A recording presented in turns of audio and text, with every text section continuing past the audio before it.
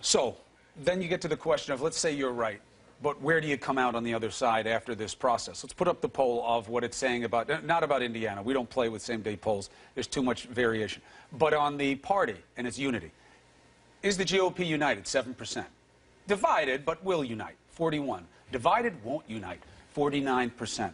Is this a Pyrrhic victory, potentially, for Donald Trump? He gets in there, he gets out, he's the nominee, but he only has half the party with him, so he's hobbled going into a general, perhaps against Hillary Clinton and a united Democrat Party. Yeah, I think what you've seen over the last week is you've seen a number of people from Washington, D.C., to the state party leaders coming on board and supporting Donald Trump. You see more and more endorsements. And look, Mr. Trump has never played the endorsement game, but we're honored to have those endorsements from those elected officials. We saw the support in Pennsylvania. We see it now across the country with more members of Congress coming out and saying we need to unite behind Donald Trump. People who weeks ago would say, I can never support you, are now calling and saying, for the good of the party, we're going to get behind Donald Trump. We're going to make sure that when you are the nominee, and you will be the nominee, we have a united front to go after the Democrats. That's happening every day. We are growing this party. We're bringing more people in who've never been involved, and that's what's going to allow us to be successful come November. Absolutely no doubt. You think you get to 1, 2, 3, 7?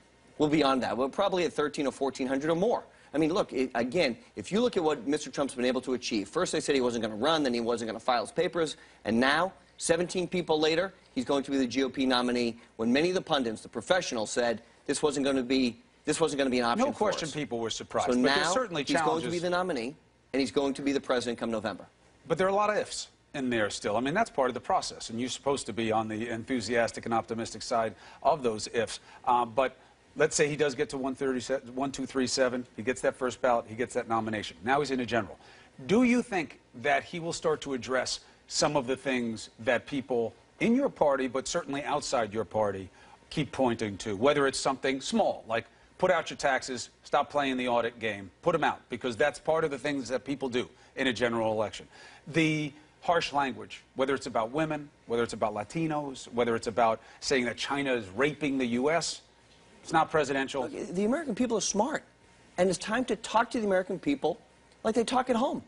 And there's politicians who are all talk, no action, are very good at making empty promises, and for the last 30 years, they've gone to Washington, D.C., said they're going to do something and didn't.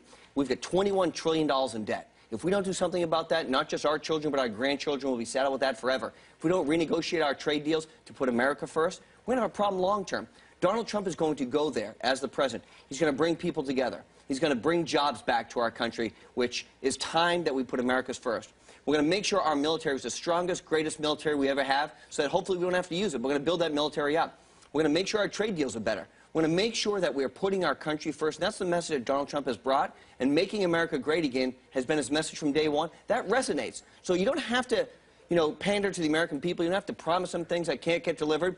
Donald Trump gets up. He talks about his message. It resonates, and we have grown the Republican Party, and more people have voted in the Republican primary process than ever before. We see a massive increase. Last part is certainly true. The turnout numbers are what they are. There's no denying them, and it's certainly a momentum of disaffection that Donald Trump is building a tent with. There's no question. But why isn't he an example of exactly what he says he's against, which is this pandering? I'm going to bring back jobs. How?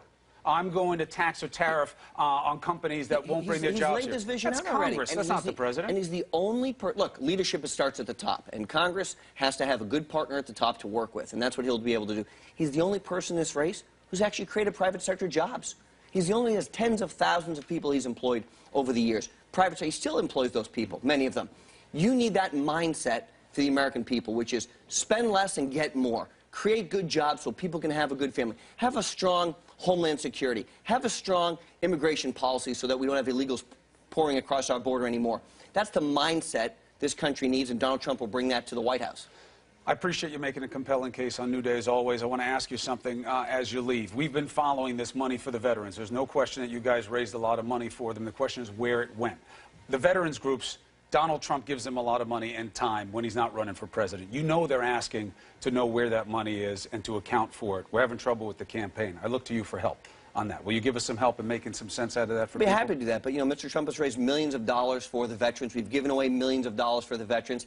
Not just that, not just through his foundation, but Donald Trump has donated tens of millions of dollars personally through his own personal checkbook to help veterans causes and many other charities. And we'll be happy to show that. But the money that he has raised has been distributed to not just the 22 veteran groups that we outlined, but many, many, many more. That's all we want to do, is to be able to show it to people so those questions could be put down. Corey Lewandowski, Thank you. again, good luck in Indiana today and going forward as we wish all the campaigns. Thank you. Appreciate it.